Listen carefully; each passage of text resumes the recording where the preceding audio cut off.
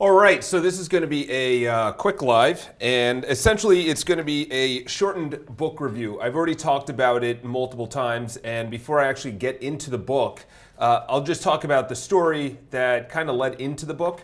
So essentially, I've really just dialed in who I'm listening to, what kind of content I'm actually consuming. So that means no more Grant Cardone, Gary Vaynerchuk. It's really just a core group of people, which is a lot of books, very minimal podcasts, and audiobooks a little bit, but mainly it's Brian Johnson at Optimize, because he's the person, he's the exemplar, he's the person that is becoming the best version of yourself.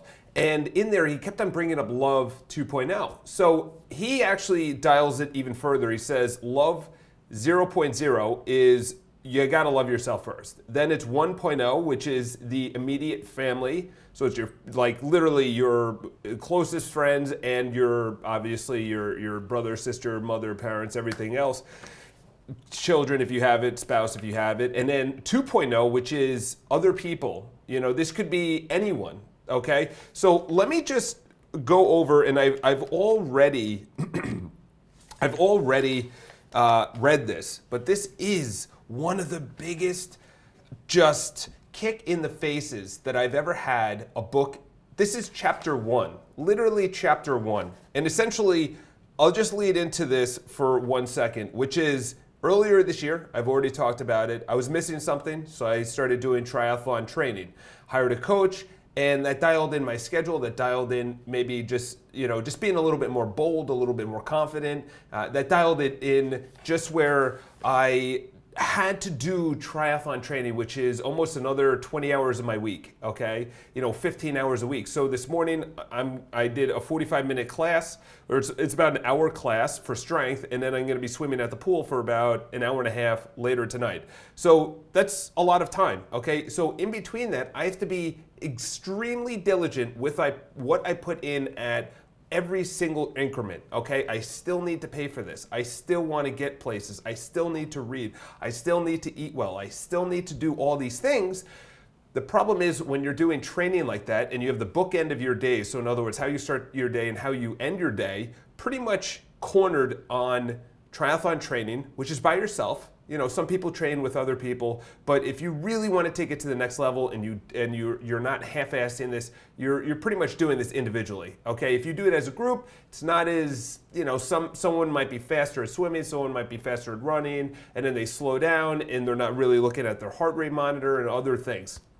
So it's very lonely. Okay, it's by yourself. Okay, in the middle of the day, I'm in sales, so I'm talking to people every once in a while, but it's more for business. It's really not the connection. I sort of connect, but it's like, okay, we have an end goal, which is we want to get this deal together, okay? Or we need to get this offer in. So in other words, there's obviously an expectation between how we're talking.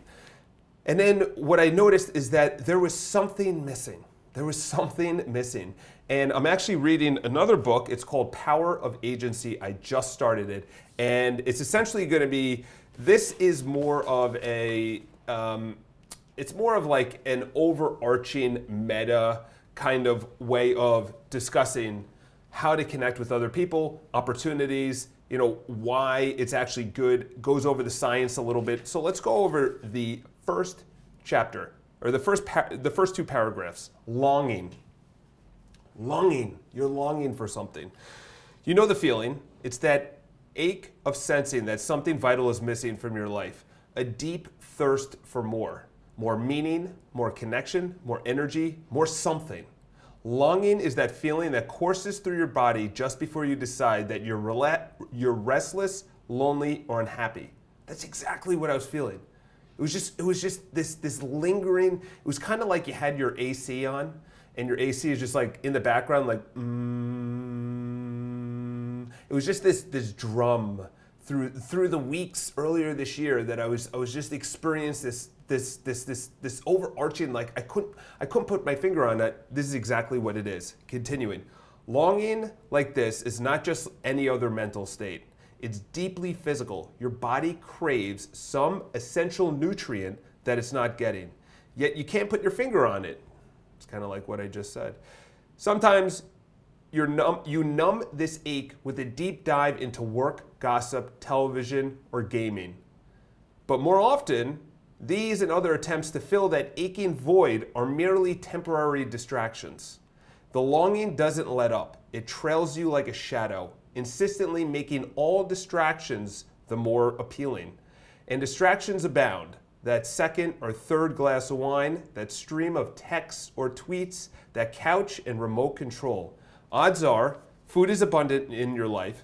Clean drinking water is close to your nearest faucet and virtually limitless. You have access to reasonably clean air and adequate shelter. These basic needs have long been met. What you long for now is more intangible. That's profound. I'm literally getting goosebumps thinking about. That's profound. I literally this year, that's all I've been thinking about, because everyone is talking about automation. Everyone's talking about universal basic income. Everyone's talking about passion. People are talking about, do I just work for the man? Do I go for my passion? Do I go for what I really want? Am I actually doing what I'm called to do? And they have so many conflicting thoughts, and what they do is they numb it, and then they numb it with gaming or texting or social media or YouTube or food or even exercise like I was doing. You just numb it with something instead of tackling the real reason, which is a true connection with other people, okay? That's what it was for me, okay? A lot of people already have that true connection. I recommend that you go into something that challenges you, that could be challenging, and honestly for me, I think the only way to actually challenge yourself is physically. You got to physically put yourself in an uncomfortable situation. That could be going to the gym. That could be doing an actual race that's harder. If you don't like biking, or if you like biking, do a long distance. If you like swimming, do open water swimming. If you like running, sign up for a half marathon or full marathon.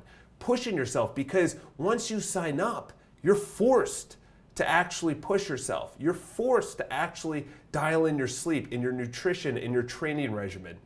And for me, I had that. But there is that, as Dr. Barbara Fredrickson talks about, is that there is an essential nutrient, an intangible nutrient. I couldn't put my finger on it, and as she said, you can't put your finger on it. But it is a deep connection. It's not gaming with someone else. It's not FaceTiming. It's literally going into a conversation.